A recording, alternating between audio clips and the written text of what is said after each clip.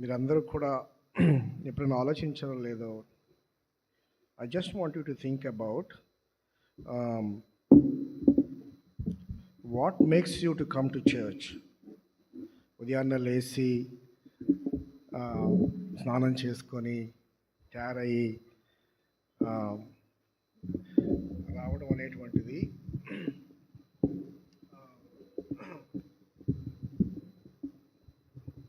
మనము ఇది సాధారణంగా మనం ఏమనుకుంటామంటే ఇట్స్ సండే కదా, అందరూ చేసేదే, రెగ్యులర్గా చేసేదే అని చెప్పి మనం అనుకుంటాం. But every day is a gift of God. ప్రతి దినం కూడా దేవుడు మనకిచ్చేటువంటి బహుమానం. రాత్రి అవుతుంది, పగలవుతుంది, ఉదయాన్నే లేకటం అనేటువంటిది మనం అనుకుంటాం it's a normal thing. But it is not a normal thing, it is a gift from God. అందరూ లెగుస్తారు, కానీ అందరూ చర్చికి రారు, కొంతమందే చర్చికి వస్తారు. Again it's a gift of God. You are able to come to church. దేవుని సంఘానికి రావటం కూడా ఒక గిఫ్ట్ ఆఫ్ గాడ్. చాలామంది చర్చికి వస్తారు, కానీ దేవుణ్ణి ఆరాధించరు.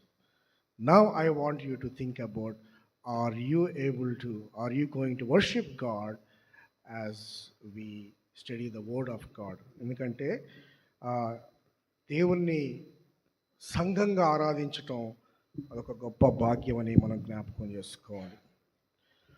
మనం ప్రార్థన చేసుకుని వాక్యం వినే ముందు I want to read from 1 Thessalonians chapter 1 from verse 13 to verse 16. మొదటి తెస్సలోనికి రాసిన పత్రిక మొదటి అధ్యాయము 2వ అధ్యాయము 13వ వచనం నుంచి 16వ వచనం వరకు మనం చదువుకుందాం. 1 Thessalonians chapter 2 from verse 13 to verse 16. ఆ హేతువు చేతను మీరు దేవుని గూర్చిన వర్తమాన వాక్యము మా వలన అంగీకరించినప్పుడు మనుష్యుల వాక్యమని ఎంచక అది నిజముగా ఉన్నట్టు దేవుని వాక్యమని దానిని అంగీకరించితిరి కనుక మేమును మానక దేవునికి కృతజ్ఞతాస్తుతులు చెల్లించుచున్నాము. ఆ వాక్యమే విశ్వాసులైన మీలో కార్యసిద్ధి కలుగు చేయుచున్నది. అవును సహోదరులారా, మీరు యూదయలో క్రీస్తు యేసునందున్న దేవుని సంఘములను పోలి నడుచుకుని వారైతే వారు యూదుల వలన అనుభవించినట్టు శ్రమలే మీరును మీ సొంత దేశస్థుల వలన అనుభవించితిరి. ఆ యూదులు తమ పాపములను ఎల్లప్పుడూ సంపూర్తి చేయుటకై ప్రభువైన యేసును ప్రవక్తలను చంపి మమ్మును హింసించి అన్యజనులు రక్షణ పొందుటకై వారితో మేము మాటలాడకుండా మమ్మును ఆటంకపరచుచు దేవునికి ఇష్టలు కాని వారును మనుషులందరికీ విరోధులై ఉన్నారు. దేవుని ఉగ్రత తుదముట్ట వారి మీదకి వచ్చెను. దేవుడి వాక్యము మన వినికిడిలో బహుగా దీవించి ప్రార్థన చేసుకున్నాం. అత్యంత ప్రేమ, కనికరము, నమ్మకము కలిగిన మా గొప్ప తండ్రి, నాయన నీవు ఆశ్చర్యకరుడవు, ఆలోచనకర్తవు. నాయన నీవు మాకు ఇచ్చినటువంటి వాక్యం అనేటువంటి బహుమానాన్ని బట్టి నీకు వందనాలు.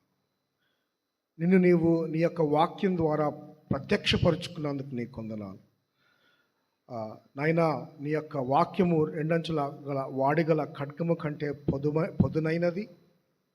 నాయన అది వెండి బంగారముల కంటే విలువైనది, జుంటి తేనె దారుల కంటే మధురమైనది.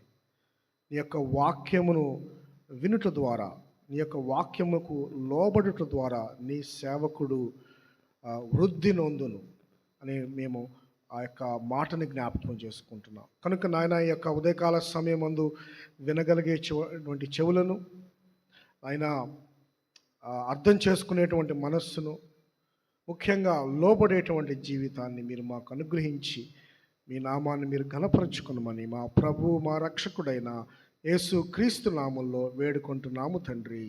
ఆమేన్. ఈ యొక్క ఉదయకాల సమయంలో నేను ఈ యొక్క వాక్యానికి పెట్టినటువంటి టైటిల్ ఏంటంటే receiving God's word versus rejecting God's word.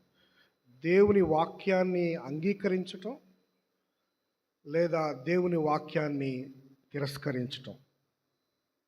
మనం చాలాసార్లు ఇతరుల్ని నమ్మటానికి టైం తీసుకుంటూ ఉంటాం. ఎందుకనంటే ఒక వ్యక్తిని నమ్మాలి అని అంటే ఆ వ్యక్తి యొక్క క్యారెక్టర్ మనకు అర్థం అవ్వాలి. అట్ ది సేమ్ టైం మనము కొన్ని విషయాల్లో ఇతరుల్ని మనం కాన్స్టెంట్గా నమ్ముతూనే ఉంటాం. ఉదాహరణకి పేరెంట్స్ టీచర్స్ నమ్ముతూనే ఉంటారు, ప్యాసింజర్స్ డ్రైవర్ నమ్ముతూనే ఉంటారు కొంతమేరకు, రెస్టారెంట్కి వెళ్ళేటువంటి వాళ్ళు ఆ యొక్క షెఫ్ నమ్ముతూనే ఉంటారు కొంతమేరకు. ఎందుకు? దాంట్లో విషం కలపడని, లేకపోతే బాగానే వండుతాడు అని చెప్పి మనము ఆ యొక్క రెస్టారెంట్ని ఆ యొక్క ట్రస్ట్ చేసి మనం వెళ్తూ ఉంటాం. అయితే ఒక విషయాన్ని మనం ఆలోచిద్దాం. ఏంటంటే దేవుని యొక్క మాటను మనం నమ్ముతున్నామా? దేవుని యొక్క మాటను నమ్మడానికి మనకి ఏం కావాలి? ముఖ్యంగా దేవుని యొక్క మాట మనుషుల ద్వారా వెల్లడపరచబడినప్పుడు దాన్ని మనము ఉన్నట్టుగా నమ్మటానికి, స్వీకరించడానికి మనము సిద్ధంగా ఉన్నామా? ఈ విషయాన్ని మనము ఈ యొక్క వాక్యంలో మనం తెలుసుకుందాం. ఈ యొక్క 2వ అధ్యాయంలో మనం చూసినప్పుడు తెస్సలోనికలో ఉన్నటువంటి సంఘస్థులు దేవుని యొక్క వాక్యాన్ని పౌలు, శీల, అలానే తిమోతి బోధించినప్పుడు వారు మనుషుల యొక్క వాక్యమని ఎంచక దేవుని యొక్క వాక్యంగా దాన్ని పరిగణించి దేవుని యొక్క వాక్యాన్ని వారు స్వీకరించి దేవుని యొక్క వాక్యానికి వాళ్ళు లోబడినట్లుగా మనం చూస్తున్నాం. వాస్తవంగా ఆ యొక్క వాక్యాన్ని బోధించింది మనుషులే అయినప్పటికీ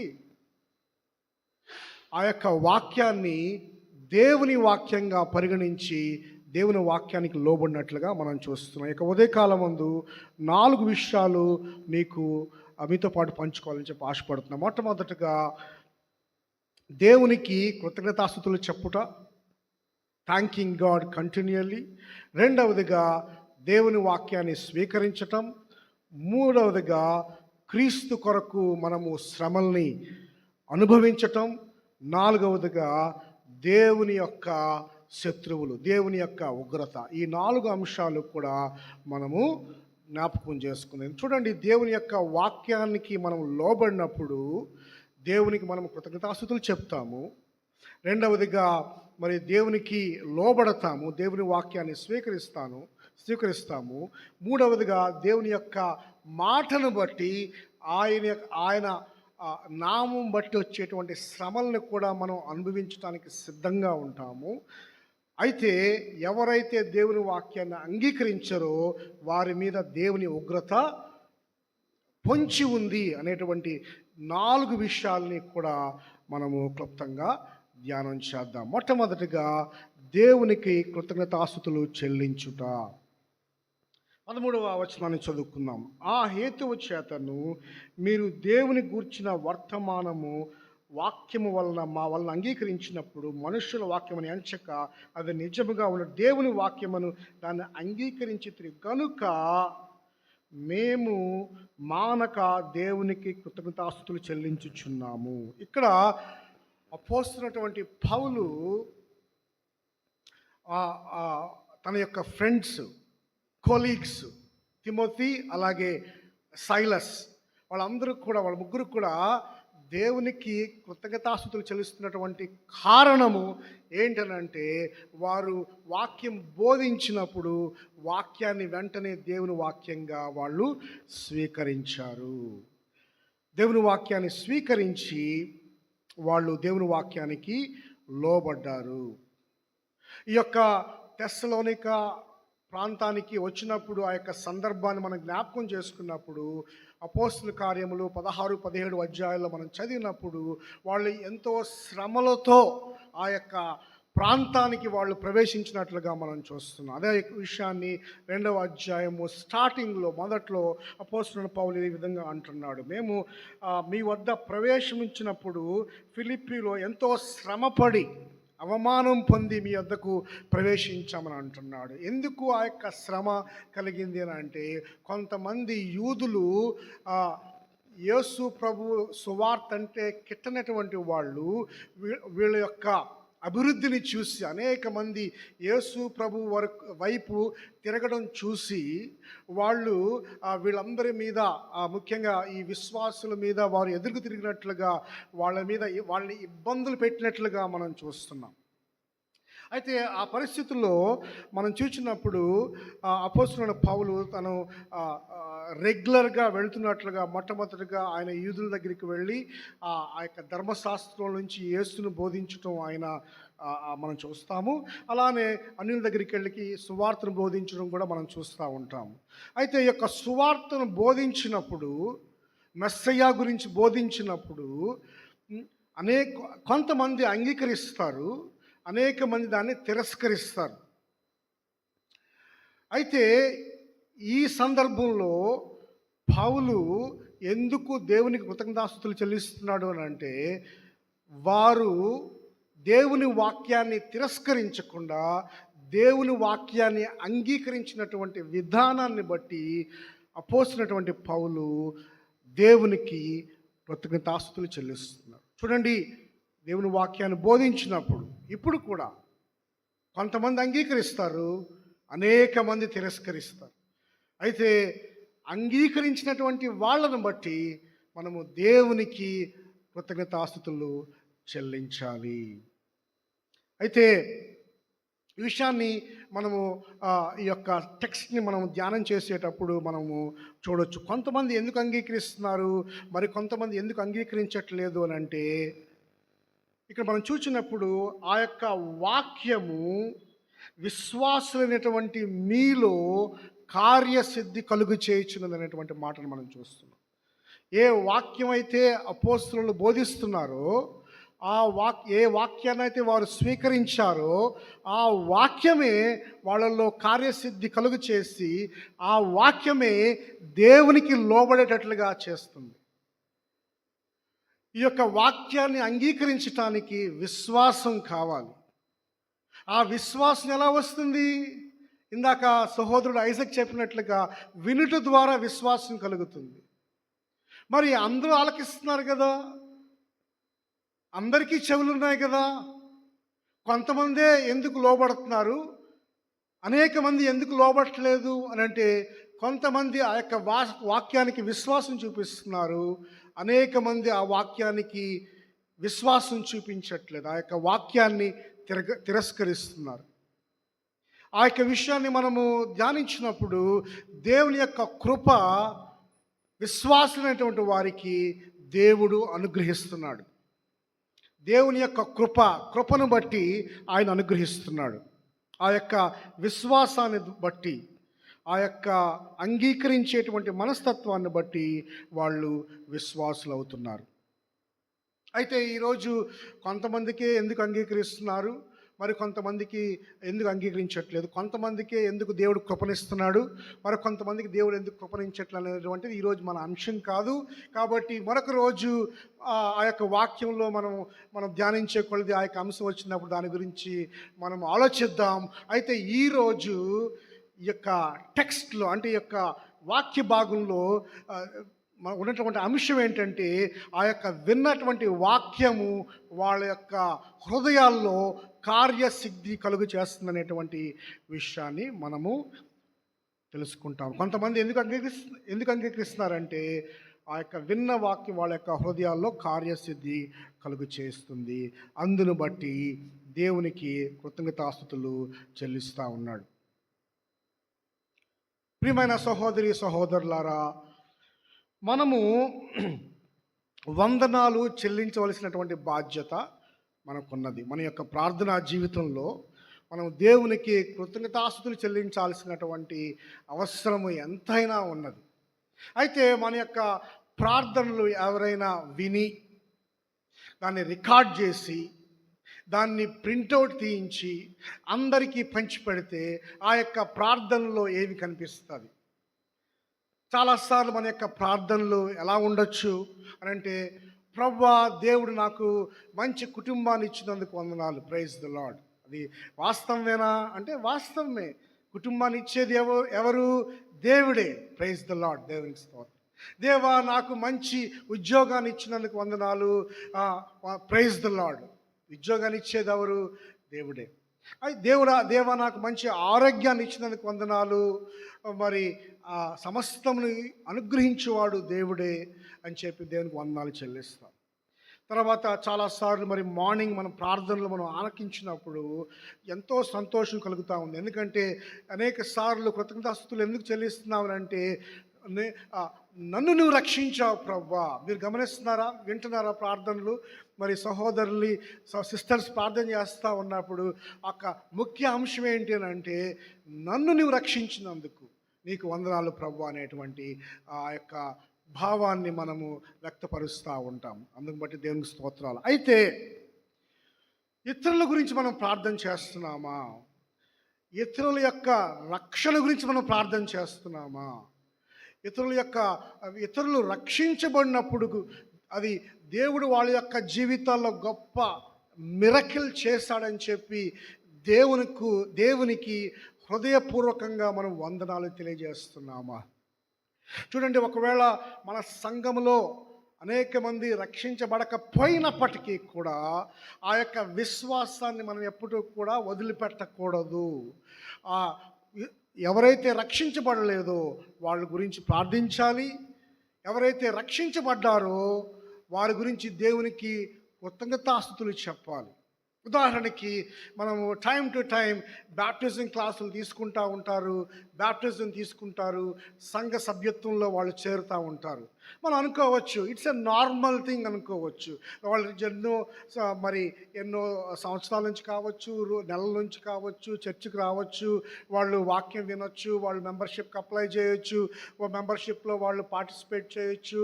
but at the end of the day Yesu ప్రభువును అంగీకరించటం అనేటువంటిది ఒక మిరకిల్. ఆ యొక్క విషయాన్ని మనం ఎప్పుడూ కూడా మినిమైజ్ చేయకూడదు. ఆ యొక్క విషయం పట్ల మనం హృదయపూర్వకంగా దేవునికి వందనాలు చెల్లించాలి. రెండవదిగా దేవుని యొక్క వాక్యాన్ని స్వీకరించటం. ఆ యొక్క 13వ వచనాన్ని మనము చూసినట్లయితే, మీరు దేవుని గూర్చిన వర్తమాన వాక్యమును మా వలన అంగీకరించినప్పుడు మనుషుల వాక్యమని ఎంచక అది నిజముగా ఉన్నట్టు దేవుని వాక్యమని దానిని అంగీకరించితిరి కనుక మేము మానక దేవునికి కృతజ్ఞతాస్తుతులు చెల్లిస్తున్నామని అంటున్నాడు. చూడండి, ఇక్కడ 2 విషయాలు మనము చూడాలి యొక్క వచనంలో. మొట్టమొదటిగా వాళ్ళు దేవుని వాక్యాన్ని అంగీకరించారు. రెండవదిగా మనుషుల వాక్యమని ఎంచక దేవుని వాక్యమని ఎంచారు. మొట్టమొదటిగా 2 విషయాలు ఏంటంటే, దేవుని వాక్యము మొదటి అంశము. రెండవ అంశం ఏంటంటే దేవుని వాక్యముగా ఎంచుట. Receiving it as God's word is one thing. రెండవది God's word is another thing. దేవుని వాక్యం అనేటువంటిది మనము సపరేట్గా పరిశీలిద్దాము. రెండవదిగా దేవుని వాక్యమును ఎంచి రిసీవ్ చేసుకోవడం అనేటువంటిది మనము దాని తర్వాత మనము పరిశీలన చేద్దాం. గాడ్స్ వర్డ్ ఇక్కడ మనం చూసినప్పుడు ఇక్కడే పౌలు ఏమంటాడంటే, దేవుని వాక్యము మీ యొక్క వాక్యమే విశ్వాసులైన మీలో కార్యసిద్ధి కలుగు చేయుచున్నదని అంటున్నాడు. వాక్యము, దేవుని వాక్యము, ఆ వాక్యమే యొక్క వాక్యము సహజంగానే శక్తివంతమైనదని మనం జ్ఞాపకం చేసుకోవాలి. దేవుని వాక్యము శక్తివంతమైనదని మనము జ్ఞాపకం చేసుకోవాలి. దేవుని యొక్క వాక్యము ఇక్కడ మనము మొదటి అధ్యాయంలో చూసినప్పుడు దేవుని యొక్క వాక్యము శక్తివంతంగా పనిచేసినట్లుగా ఇక్కడ పౌలు జ్ఞాపకం చేస్తున్నాడు. చూడండి 5వ వచనంలో, మొదటి అధ్యాయము 5వ వచనంలో చూసినప్పుడు, ఏర్పరచబడిన సంగతి అనగా మా సువార్త మాటతో మాత్రము కాక శక్తితోనూ పరిశుద్ధాత్మతోనూ సంపూర్ణ నిశ్చయతతోనూ మీ యొద్దకు వచ్చి ఉన్న సంగతి మాకు తెలియను. చూడండి, ఈ యొక్క this word of God is naturally powerful, and this word of God is operated by the Holy Spirit, and this word of God produces conviction in our lives. చూడండి, వర్డ్ ఆఫ్ గాడ్, దేవుని నుంచి వచ్చినటువంటి వాక్యము. 2వ పేతురు మొదటి అధ్యాయము 21వ వచనంలో, ఎవరైనా చదవండి అమ్మా. 2వ పేతురు మొదటి అధ్యాయము 21వ వచనం.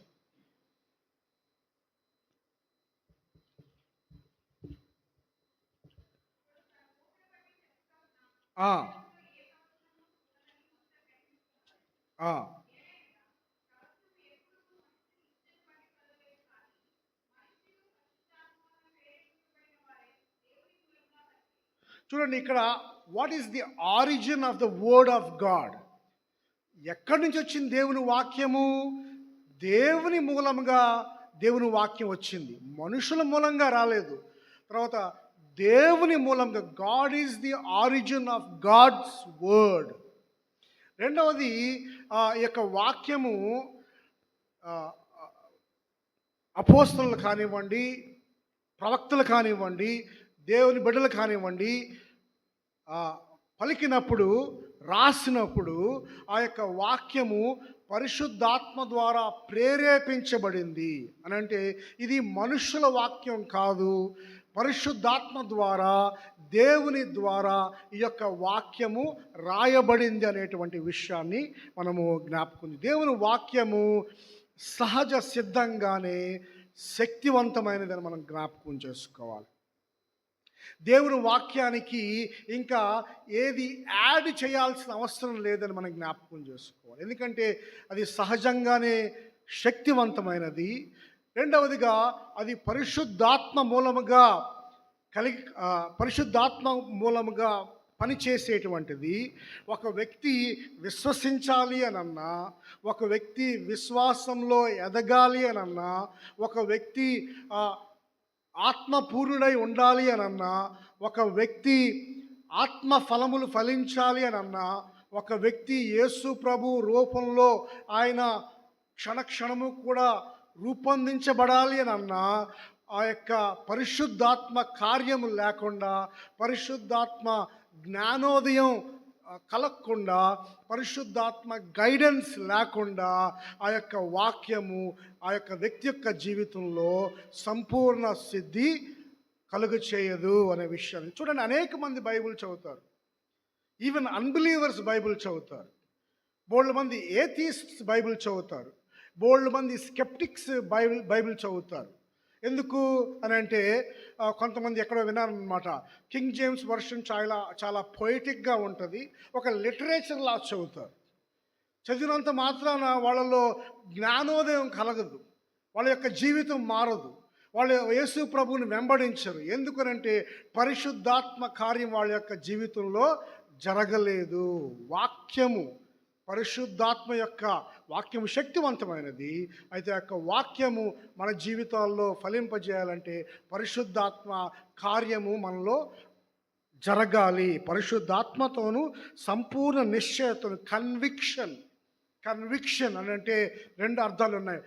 మంచి నమ్మకం అనేటువంటి, గట్టి నమ్మకం అనేటువంటి అర్థము, మరొకటి ఏంటంటే పాపపు ఒప్పుకోలు అనేటువంటి అర్థము. 2 కూడా, అవన్నీ కూడా పరిశుద్ధి. ఇదంతా ఒక ప్యాకేజ్ అన్నమాట. ఒక విశ్వాసంలో ఎదగాలి అని అంటే, క్రీస్తును అంగీకరించాలి అని అంటే, వాక్యాన్ని అంగీకరించాలంటే వాక్యం ప్రవచింపబడాలి, పరిశుద్ధాత్మ కార్యం జరగాలి, విశ్వాసి ఆ యొక్క వాక్యాన్ని అంగీకరించాలి.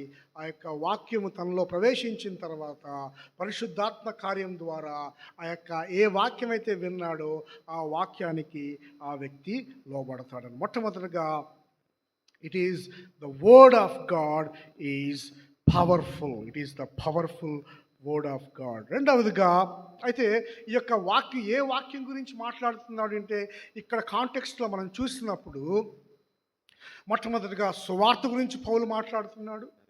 అలానే ఈ యొక్క లెటర్ అంతా కూడా దేవుని వాక్యం అని మనం జ్ఞాపకం చేసుకోవాలి.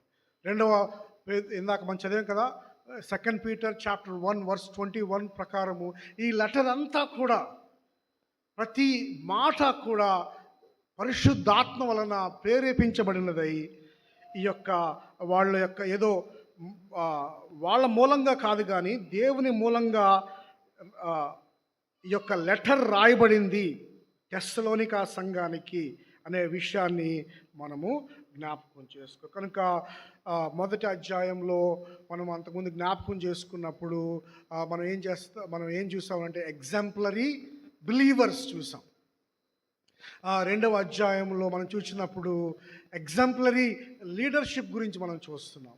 అలాగే 3, 4 అధ్యాయాలు మనం చూసినప్పుడు ఎగ్జాంపులరీ క్రిస్టియన్ లైఫ్ గురించి మనము మరలా ధ్యానిస్తామన్నమాట. ఇదంతా కూడా ప్రతీది కూడా దేవుని చేత రాయబడింది. ఇదంతా కూడా దేవుని వాక్యము అని మనము జ్ఞాపకం చేసుకోవాలి. రెండవదిగా this is the crux of the message. The crux of the message ఏంటంటే ఈ యొక్క వాక్యాన్ని మనుషులు బోధించినప్పుడు మనుషుల మాటని ఎంచక వాళ్ళు దేవుని వాక్యంగా ఎంచారు. చూడండి, ఇందాక మనము ధ్యానించినట్లు దేవుని వాక్యంగా వాళ్ళు ఎలా ఎంచగలిగారు అని అంటే దేవుని వాక్యాన్ని బట్టే దేవుని వాక్యంగా వాళ్ళు దేవుని వాక్యాన్ని అంగీకరించారు. ఎందుకు అని అంటే మీలో ఉన్నటువంటి ఆ వాక్యమే మీలో కార్యసిద్ధి కలుగజేస్తుందని అంటున్నాడు. It's a kind of circular argument అంటారు అనమాట. ఎక్కడి నుంచి మొదలైనా మళ్ళీ అక్కడికే వస్తుందన్నమాట. చాలాసార్లు అలాంటి ఆర్గ్యుమెంట్స్ మనము బైబిల్లో చూస్తూ ఉంటాం. అయినప్పటికీ అది అన్రీజనబుల్ అని కాదు, కానీ అది సత్యం కాబట్టి దాన్ని మనం నమ్మాలి. ఎందుకు అని అంటే దీనికి కారణం ఏంటి? ఎలా విశ్వసించారు అని అంటే, వాక్యాన్ని ఎలా అంగీకరించారు అని అంటే ఆ విన్న వాక్యం ద్వారానే వాక్యాన్ని అంగీకరించారు అని చెప్పి పౌలు జ్ఞాపకం చేస్తున్నాడు. ఇక్కడ మనం జ్ఞాపకం చేసుకోవాల్సింది ఏంటంటే దేవుని వాక్యం కాబట్టి వాళ్ళు దాన్ని అంగీకరించారు. విశ్వాసాన్ని బట్టి వాళ్ళు దేవుని వాక్యాన్ని అంగీకరించారు. ఇక్కడ చాలా ప్రాముఖ్యమైన విషయాలు రెండు మీతో చెప్పాలని ఆశపడుతున్నది. ఏంటంటే వాళ్ళు అని అంటే అపోస్తులు బోధించారు కాబట్టి అది దేవుని వాక్యం అవ్వలేదు. అది దేవుని వాక్యం కాబట్టి అపోస్తులు దాన్ని బోధించారు. అర్థమవుతుందా? రెండవది, వీళ్ళు విన్నారు కాబట్టి అది దేవుని వాక్యం అవ్వలేదు. అది దేవుని వాక్యం కాబట్టి వాళ్ళు విన్నారు. అర్థమవుతుందా? అపోస్తులు బోధించారు కాబట్టి దేవుని వాక్యం అవ్వలా. దేవుని వాక్యం కాబట్టి అపోస్తులు దాన్ని బోధించారు. రెండవది ఏంటంటే వాళ్ళు విన్న తర్వాత దేవుని వాక్యం అవ్వలా. దేవుని వాక్యం కాబట్టి ఆ యొక్క వాక్యాన్ని వాళ్ళు అంగీకరించారు. ఇందాక అపోస్తుల విషయంలో కొన్నిసార్లు అంటే అది కాంట్రడిక్షన్ కాదు. అపోస్తులు బోధించింది దేవుని వాక్యమే అని అంటే కొన్నిసార్లు అపోస్తులు ఎందుకంటే అపోస్తులు దాన్ని రాయలా. అపోస్టల్స్ కాదు, కానీ author is the Holy Spirit, author is God. So ఎందును బట్టి వాళ్ళు అది అని అంటే దేవుని వాక్యాన్ని మనుషుల వాక్యంగా ఎంచక దేవుని వాక్యంగా వాళ్ళు అంగీకరించాలన్నట్టే దేవుని వాక్యాన్ని బట్టి, పరిశుద్ధాత్మను బట్టి, విశ్వాసాన్ని బట్టి, దేవుని వాక్యాన్ని బట్టి, పరిశుద్ధాత్మను బట్టి, విశ్వాసాన్ని బట్టి వాళ్ళు మనుషుల వైపు చూడక దేవుని వైపు చూస్తూ దేవుని యొక్క వాక్యాన్ని వాళ్ళు అంగీకరించినట్లుగా మనం చూస్తూ ఉన్నాం. అయితే ఇక్కడ ఆ హేతువు చేత అనేటువంటి మాట ఇక్కడ రాయబడింది. అంటే ఆ కారణం చేత, ఏ కారణం చేత ఈ యొక్క వాక్యము మా వాక్యంగా అంగీకరించక, అంటే మనుషుల వాక్యంగా అంగీకరించక దేవుని వాక్యంగా అంగీకరించారు అని మాట్లాడినప్పుడు ఏ కారణం గురించి మాట్లాడుతున్నాడు అని అంటే, అంతకుముందు వచనాలన్నీ కూడా మనం చదివినప్పుడు అపోస్తులైనటువంటి పౌలు 2వ అధ్యాయంలో దేని గురించి మాట్లాడుతున్నాడు అని అంటే, మేము శ్రమల్లో ఏ విధంగా జీవించాము, శ్రమల్లో ఏ విధంగా ఆయనకి అనుకూలంగా నడుచుకున్నాము, మేము కపటంతో కానీ కుయుక్తితో కానీ మిమ్మల్ని మోసం చేసేటువంటి ఉద్దేశంతో కానీ మేము ఈ యొక్క వాక్యం చెప్పలేదు. ఇందుకు దేవుడే సాక్షి. మాకు అధికారం ఉన్నప్పటికీ కూడా మేము అధికార దుర్వినియోగం చేయలేదు. మేము ఒక తల్లి ఏ విధంగా మిమ్మల్ని గారవిస్తుందో ఆ విధంగా మేము గారవించాము. ఒక తండ్రి ఏ విధంగా మిమ్మల్ని నడిపిస్తాడో ఆ విధంగా మేము మిమ్మల్ని నడిపించాము. మేము రాత్రింబకళ్ళు కష్టపడి మీకు భారంగా ఉండకూడదని చెప్పి మేము మీకు సహాయం చేశాము. ఆ కారణం బట్టి మీరు ఈ యొక్క వాక్యం చెప్పినప్పుడు మా వాక్యం అని ఎంచక దేవుని వాక్యం అని ఎంచారు. చూడండి, ఈ అన్ని కారణాలను బట్టి ఇది ఒక కారణం. చూడండి ఏంటి అంటే, అపోస్తుల యొక్క సాక్ష్యము ద్వారా అపోస్తుల యొక్క వాక్యాన్ని కూడా దేవుడు ఆశీర్వదించాడు. చూడండి, ఒక విషయం చెప్తాను. ఒక అవిశ్వాసి దేవుని వాక్యాన్ని బోధిస్తే అది దేవుని వాక్యం అవుతుందా? ఉదాహరణకి చూడండి, కొన్ని సెమినరీస్ ఉన్నాయి. ఆ సెమినరీస్లో బైబిల్ నమ్మరు. వాళ్ళు ఏమంటారంటే Bible is like any other book అని అంటారు అనమాట. ప్రపంచంలో చాలా పుస్తకాలు ఉన్నాయి కదా, this is also a history book అని అంటారు అనమాట. అయితే చాలాసార్లు ఈవెన్ మన ఇండియాలో కూడా ఇలాంటి సెమినరీస్ ఉన్నాయి, కొన్ని సెమినరీస్. అయితే అక్కడికి వెళ్తారు, సర్టిఫికేట్ తెచ్చుకుంటారు. తర్వాత వాళ్ళ గ్రామంలో డినామినేషన్ చర్చ్లో ఏంటంటే ఒక జాబ్ లాగా వాళ్ళు ఆ యొక్క పోస్ట్ని తీసుకుంటారనమాట. వాస్తవంగా నేర్చుకుంది ఏంటి? దీన్ని నమ్మకూడదు అని చెప్పి. అయితే బోధించేది ఏంటి? ఉన్నట్టుగా బోధించారనుకోండి, వాళ్ళు ఇబ్బందులు పడతారు. అందుకని ఏం చేస్తారంటే ప్రజల కోసం ఏదో ఒకటి నమ్మినట్లుగా చెప్తారనమాట. చూడండి, వాస్తవంగా ఆయన అన్బిలీవరు, బోధించేదేమో దేవుని వాక్యము. మరి దేవుని వాక్యం అన్బిలీవర్ ద్వారా బోధించబడినప్పుడు వాక్యంగా అది పరిగణించబడుతుందా అంటే yes, God can use unbeliever also to deliver the word of God. ఎందుకంటే ఇందాక మనం తెలుసుకున్నట్లు శక్తి అనేటువంటిది వ్యక్తిలో లేదు, కానీ శక్తి అనేటువంటిది వాక్యంలో ఉందని మనం జ్ఞాపకం చేసుకోవాలి. ఒక అవిశ్వాసైన, ఒక నమ్మనటువంటి వ్యక్తి అయినా సరే దేవుని వాక్యాన్ని అది ఏ కారణం చేత, జాబ్ కోసం అవ్వచ్చు, మరే కారణంతో అవ్వచ్చు, ఆ వాక్యాన్ని బోధించినప్పుడు ఆ వాక్యాన్ని దేవుడు వాడుకోగలడు. మనం చూడండి, యోధా ఇస్కరియోతు ఆ యొక్క శిష్యుల్లో ఒకడు. ఆ యొక్క శిష్యుల్లో దేవుడు మరి యేసు ప్రభు వారిని ఆశీర్వదించినప్పుడు మీరు దయ్యాలను వెళ్ళగొట్టండి, ఆ యొక్క రాజ్యం గురించి మీరు బోధించండి అని చెప్పినప్పుడు యూదా ఇస్కరియోతు కూడా దయ్యాలను వెళ్ళగొట్టాడు, రాజ్యాన్ని కూడా ఆయన గురించి బోధించాడు. ఆ బోధ అంతా కరెక్టే, కానీ ఆ వ్యక్తి నశించిపోతున్నాడు. కానీ ఆ వ్యక్తి బోధించేటువంటి వాక్యం ద్వారా దేవుడు ఆ వాక్యాన్ని వాడుకొని ఆ వాక్యం ద్వారా ఇతరులను రక్షించటానికి దేవుడు ఆ వాక్యాన్ని ఆయన ఆశీర్వదిస్తున్నాడు. పాయింట్ ఏంటంటే, ప్రియమైన దేవుని సంగమా, అయితే ఇక్కడ అపోస్తులు మంచి సాక్ష్యం కలిగి ఉన్నారు. ఆ కారణం చేత చూడండి, God is a God of common sense. ఎప్పుడు కూడా దేవుడు కామన్ సెన్స్కి వ్యతిరేకంగా పనిచేయడు. కొన్నిసార్లు ఆయన సావరిన్ విల్లో కొన్నిసార్లు మనకు అర్థం కాని అనేక విషయాలు ఉంటాయి. అయితే for the most part God is not a God of uncommon sense. Common sense చూడండి, ఎవరైనా సరే వాళ్ళు నమ్మేది బోధించినప్పుడు వినేవారికి అది అట్రాక్టివ్గా ఉంటుంది. చూడండి, మనం ఒక ప్రోడక్ట్ని మనం అమ్ముతున్నాం అనుకోండి. ప్రోడక్ట్ని అమ్ముతున్నాము, మన ఇంటికి వస్తూ ఉంటారు కదా ప్రోడక్ట్ని అమ్మటానికి. సరే, ఎవరైనా సరే సార్ ఇది ఏంటి బాబు ఇది కొనుక్కోవాలంటే, కొనుక్కోండి అది లేదండి, కాబట్టి ఏదో నేను వస్తున్నాను కాబట్టి ఏదో మీరు కొనుక్కోండి అని అలాంటి వాళ్ళని ఎప్పుడు మీరు చూసారా? ఎందుకనంటే ఆ వ్యక్తి ఏదైతే అమ్ముతున్నాడో దాన్నే ఆ వ్యక్తి అమ్మట్లేదు. అలాంటప్పుడు ఆ వ్యక్తికి సేల్స్ ఎలా జరుగుతాయి? సో, ఆబ్వియస్‌లీ చాలామంది ఏం చేస్తారు, దాని గురించి ఎక్స్ట్రా చెప్తారనమాట. అది పని చేయకపోయినా సూపర్ పని చేస్తదండి, చాలా బావుంటదండి అని చెప్పి పని చేస్తారు. సో, సహజంగా దేవుడు ఎలా క్రియేట్ చేశాడు అనంటే, మనం ఏదైతే నమ్ముతున్నామో దాన్ని బలంగా మనం దాన్ని బోధించినప్పుడు, ఇతరులు దానికి ఆకర్షణీయంగా దాన్ని అంగీకరిస్తారు. కొన్నిసార్లు అబద్ధాన్ని కూడా బలంగా బోధించొచ్చు. దానివల్ల మనం నాశనం అయిపోవచ్చు. దానివల్ల మనము మోసగింపబడొచ్చు. అయితే అబద్ధం మనల్ని నాశనంలోకి నడుపుతుంది.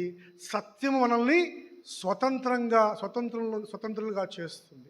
దేవుని యొక్క వాక్యము నమ్మదగినది కాబట్టి, ఏ వాక్యం అయితే మనం బోధిస్తున్నామో, ఏ వాక్యం అయితే మనం సువార్త చెప్తున్నామో, ఏ వాక్యంతో అయితే ఇతరులు మీరు నమ్ముకోండి యేసు ప్రభు అని చెప్తున్నామో, అది మనం నమ్మినప్పుడు, దాన్ని మనం స్వీకరించినప్పుడు, దాన్ని మనకు లోబడినప్పుడు, దాని ద్వారా మన యొక్క జీవితాలు మారినప్పుడు, మనం చెప్పేటువంటి వారికి అది ఆబ్వియస్గా అది అట్రాక్టివ్గా ఉంటుంది కదా.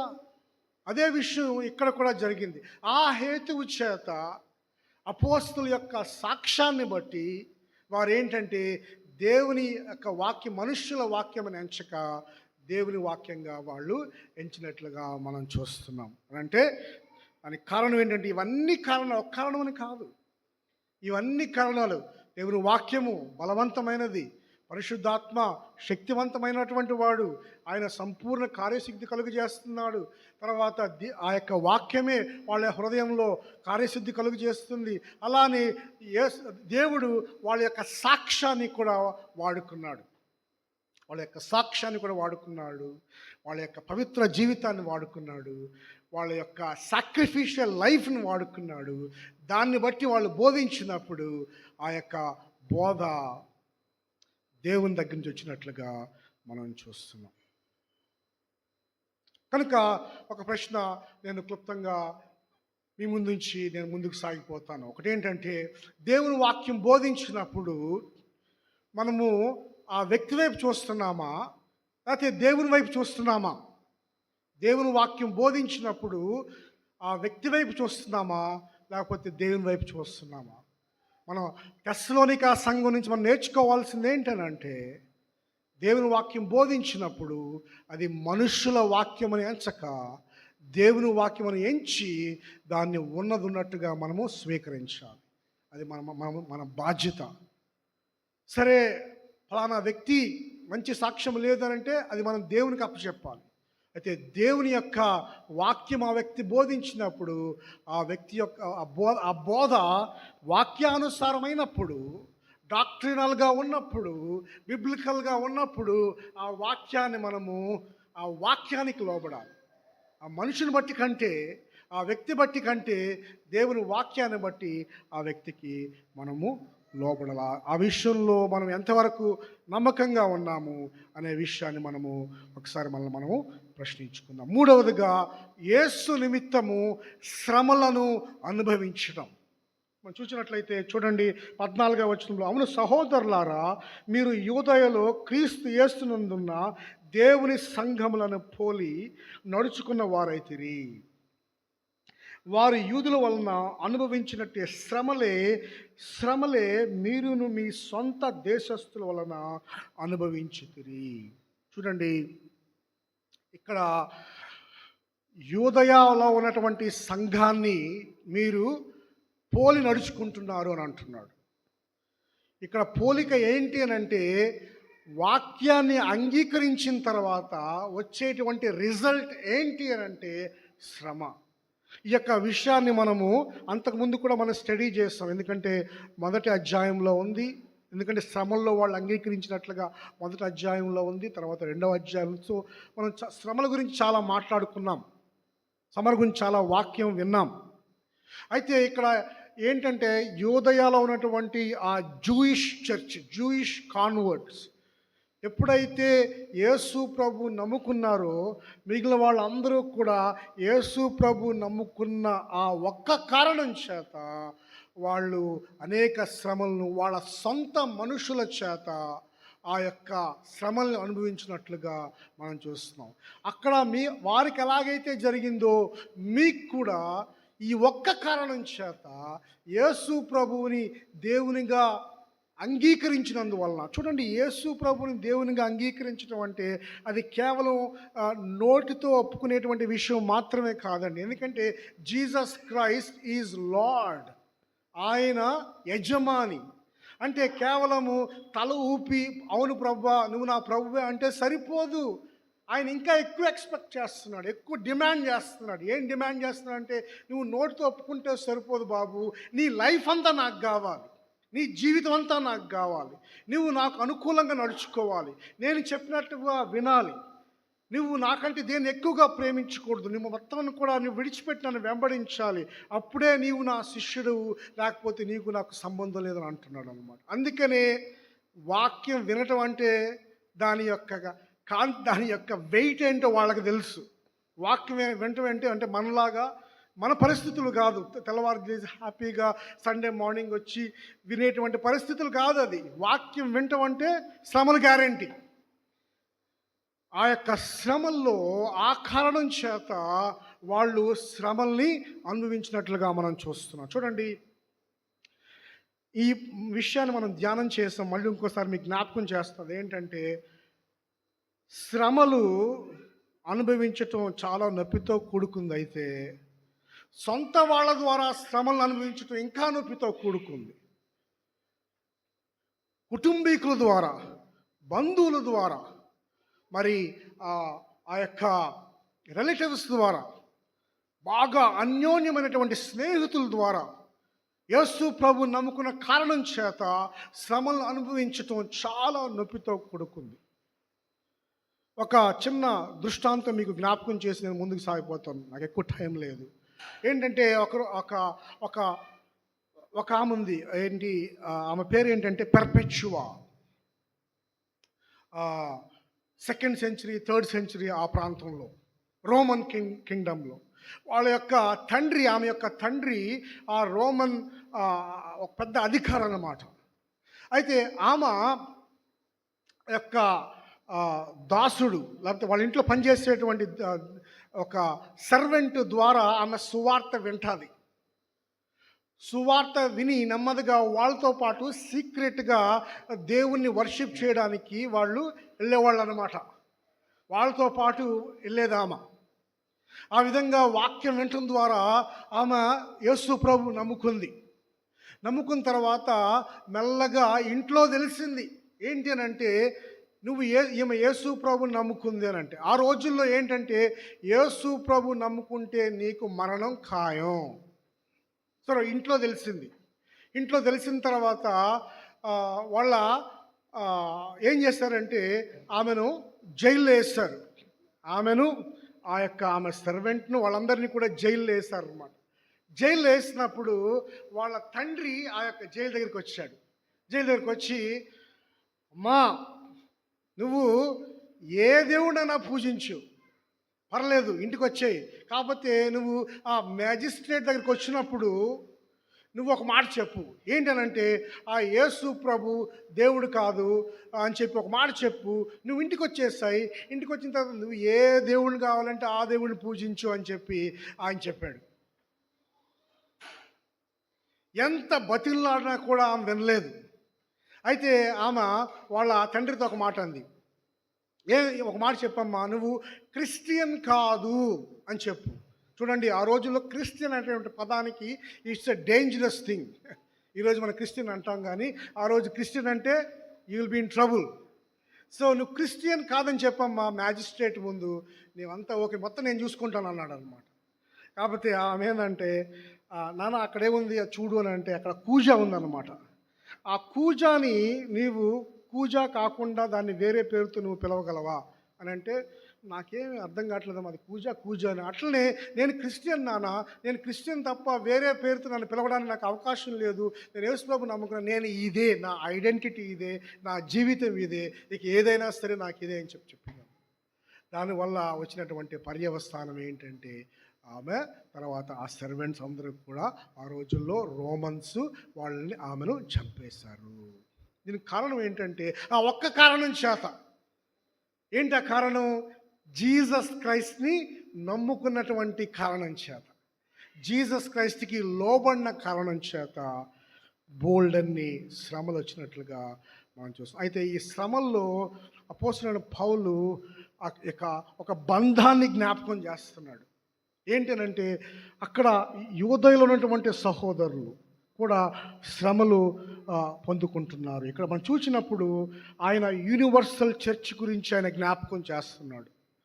చూడండి, ఈ లొకేషన్లో కాదు, వేరే లొకేషన్లో కూడా మన సహోదరులు ఉన్నారు. ఆ సహోదరులు కూడా మీలానే ఉన్నారు. ఆ సహోదరులు కూడా మీలానే బాధపడుతున్నారు. కనుక చూడండి, ఇక్కడ ఏంటంటే మనం శ్రమల్లో ఉన్నప్పుడు ఒక్కళ్ళే ఉండి బాధపడటం చాలా నొప్పితో కూడుకుంది. అయితే ఎప్పుడైతే మనలాగా చాలామంది ఉన్నారు, చాలామంది శ్రమలు పడుతున్నారు, చాలామంది ప్రభు కోసం మరి ఇబ్బందులు పడుతున్నారు అనేటువంటి విషయం విన్నప్పుడు అది ఒక రకంగా మనకు ఎంకరేజ్మెంట్, ప్రోత్సాహకరంగా ఉండాలి. ఎందుకంటే అట్టి విశ్వాసము మనల్ని కూడా విశ్వాసులుగా ఉండేటట్లుగా చేస్తుందనేటువంటి విషయాన్ని మనం జ్ఞాపకం చేసుకుంటాం. కనుక ప్రియ సహోదరి సహోదరులారా, మరి ఈ సందర్భంలో మనం బాగానే ఉన్నాం. అయితే మన దేశంలో అనేక మంది ప్రజలు యేసు ప్రభువుని నమ్ముకున్న కారణం చేత అనేకమైన ఇబ్బందులు పడుతున్నారు. వారి గురించి మనం ప్రార్థిస్తున్నామా? రెగ్యులర్గా ప్రార్థిస్తున్నామా? వారి గురించి మనకి ఏమైనా పెయిన్ ఉందా? చూడండి, నీవు క్రిస్టియన్ అని చెప్పుకుంటూ ఒక క్రిస్టియన్ను శ్రమల్లో ఉన్నప్పుడు, లేకపోతే ఇబ్బందులు పడుతున్నప్పుడు, హింసించబడుతున్నప్పుడు ఆ పెయిన్ అనేటువంటిది నీలో లేకపోతే సంథింగ్ ఈజ్ రాంగ్, ఏదో తేడా అన్నమాట. ఎందుకనంటే మన సొంత కుటుంబంలో మన కుమారుడో, మన కుమార్తె, లేకపోతే మన భర్తో, మన భార్యో ఎవరైనా ఇబ్బందుల్లో ఉంటే మనం చాలా టెన్షన్తో, స్ట్రెస్ఫుల్గా దేవునికి ప్రార్థన చేస్తాం. But at the same time మరి ఒక విశ్వాసి శ్రమల్లో ఉన్నప్పుడు అంతే యాంగ్జైటీతో, అంతే భారంతో మనం ఎందుకు దేవునికి ప్రార్థన చేయట్లేదో మనం జ్ఞాపకం చేసుకోవాలి. ముఖ్యంగా శ్రమల్లో ఉన్నటువంటి క్రైస్తవుల గురించి మనము ప్రార్థన చేయాలి. ఎందుకనంటే ఇక్కడ చూడండి, ఇక్కడ జ్ఞాపకం చేస్తున్నాడు తెస్సలోనిక సంఘానికి, యూదయ సంఘం గురించి జ్ఞాపకం చేస్తున్నాడు. దేవుని పోలి నడుచుకుంటున్నాడు అంటున్నాడు. వాళ్ళకి ఎంకరేజ్మెంట్ ఇస్తున్నాడు. కనుక మనం కూడా జ్ఞాపకం చేసుకోవాలి, మనం కూడా ప్రార్థించాలి, మనం కూడా మరి ప్రభు కొరకు వారిని విజ్ఞాపన వేడుకోవాలి. చూడండి, ఉదాహరణకి మరి హార్ట్ క్రై మిషనరీ సొసైటీ మీరు చూడొచ్చు. హార్ట్ క్రై మిషనరీ సొసైటీలో మరి ప్రపంచవ్యాప్తంగా అనేక మంది మిషనరీస్ ప్రభు కొరకు ఏ విధంగా జీవిస్తున్నారు అనేటువంటి ఒక డేటా ఉంటుంది అన్నమాట. జాషువా ప్రాజెక్ట్ అని ఉంటుంది. దాంట్లో చూసినప్పుడు ప్రపంచవ్యాప్తంగా ఉన్నటువంటి క్రిస్టియన్స్ ఎలాంటి పరిస్థితుల్లో, ఆఫ్రికాలో, మిడిల్ ఈస్ట్లో, మరి కొన్ని ప్రాంతాల్లో ఎలా ఉన్నారు, ఈవెన్ మన కంట్రీలో నార్త్ ఇండియాలో మరి ఎలా ఉన్నారు అనేటువంటి విషయాన్ని మనం జ్ఞాపకం చేసుకొని వారి గురించి మనము ఈ విధంగా మనం పర్సిక్యూటెడ్ చర్చ్ గురించి కన్సర్న్ కలిగి ఉండొచ్చు అని మనం జ్ఞాపకం చేసుకోవాలి యాజ్ ఎ లోకల్ చర్చ్. నాలుగవదిగా దేవుని యొక్క ఉగ్రత, ఈ యొక్క విషయాన్ని మనము క్లుప్తంగా విని ఈ యొక్క వాక్యాన్ని ముగించుకుందాం. చూడండి, 15-16 వచనాలు చదువుకుందాం.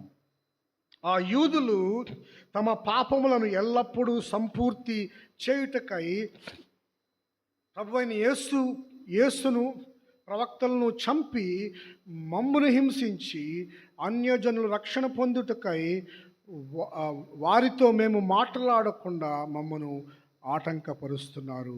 దేవునికి ఇష్టలు కాని వారు మనుషులందరికీ విరోధులున్నాయి.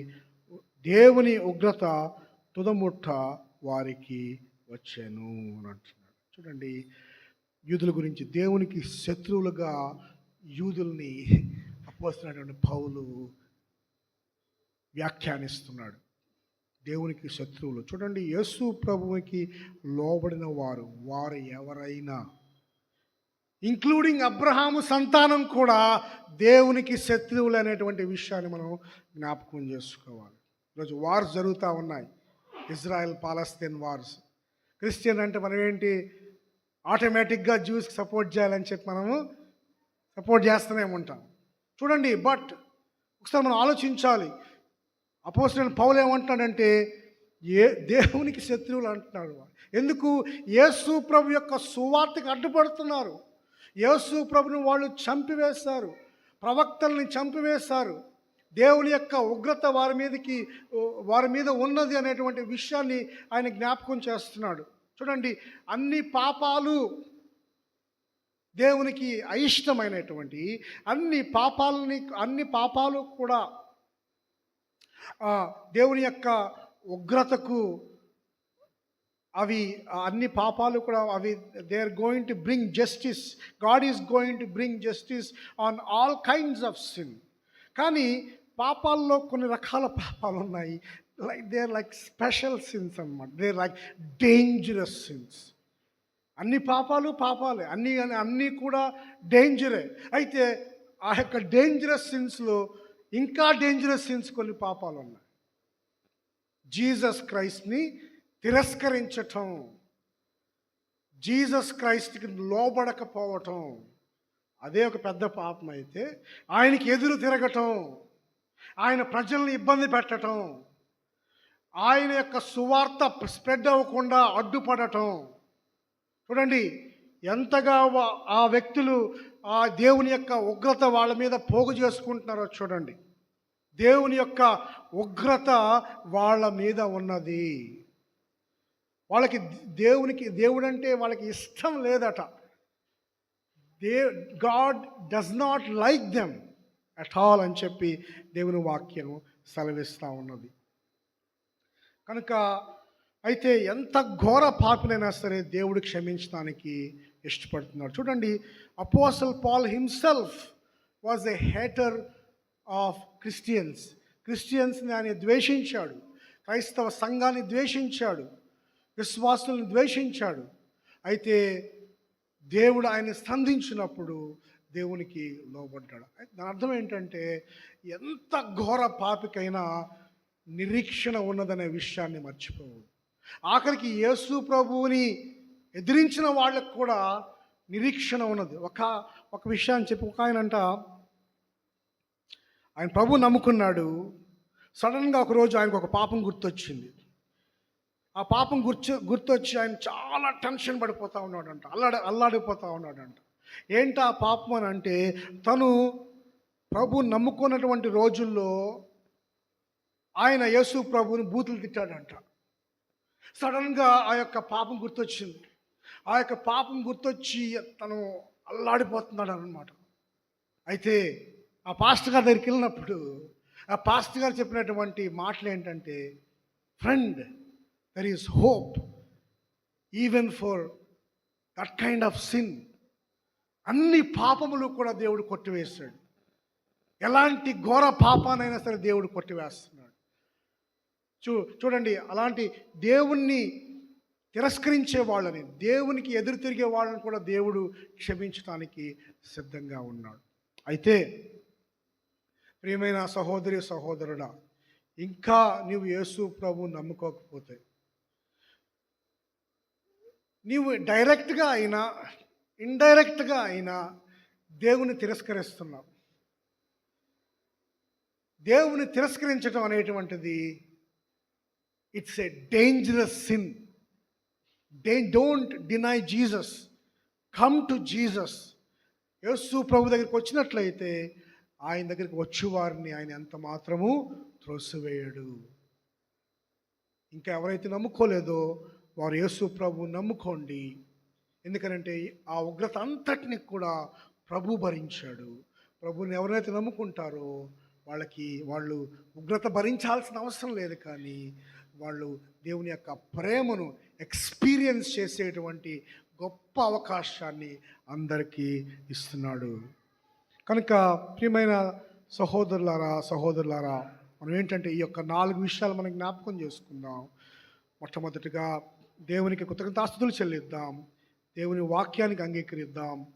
దేవుని యొక్క ఉగ్రత నుంచి మనము తప్పించుకుందాం. ఎందుకంటే దేవునికి దందును బట్టి దేవునికి కృతజ్ఞతాస్తుతులు చెల్లిద్దాం. అలాగే మరి మరి ఎవరైతే శ్రమల్లో ఉన్నారో వారి గురించి మనం ప్రార్థన చేద్దాం. అయితే మనకి శ్రమ వచ్చినప్పుడు ఒక విషయాన్ని మనం జ్ఞాపకం చేసుకుందాం. ఇక్కడ వచనంలో ఉంది ఏంటంటే, you are in Christ Jesus. క్రీస్తే మనకు ఆదరణ, క్రీస్తే మనకు సమస్తము. కాబట్టి శ్రమ వచ్చినప్పుడు మనం క్రీస్తు మీద ఆధారపడినప్పుడు క్రీస్తు శ్రమలో మనకు తోడుగా ఉంటాడు, శ్రమ నుంచి మనల్ని రక్షిస్తాడు. ప్రార్థన చేసుకుందాం. కృపా సత్య సంపూర్ణుడా, స్తుతులకు పాత్రుడా, నాయనా ఈ యొక్క వాక్యాన్ని విని ఈ యొక్క వాక్యాన్ని స్వీకరించి మనుష్యుల మాటగా ఎంచకుండా దేవుని మాటగా ఎంచి అంగీకరించి మా యొక్క హృదయాల్లో కార్యసిద్ధి కలుగునట్లుగా ఆ యొక్క వాక్యాన్ని విన్న వాక్యం మా యొక్క హృదయాల్లో మీరు ఆశీర్వదించి విన్న వాక్యానికి లోబడి ఒకవేళ లోబడుట వలన శ్రమ వచ్చినప్పటికీ ముందుకు సాగిపోయే కృపను మీరు మాకు అనుగ్రహించమని మా ప్రభు మా రక్షకుడైన యేసు క్రీస్తు నామములో వేడుకుంటున్నాము తండ్రి. ఆమేన్.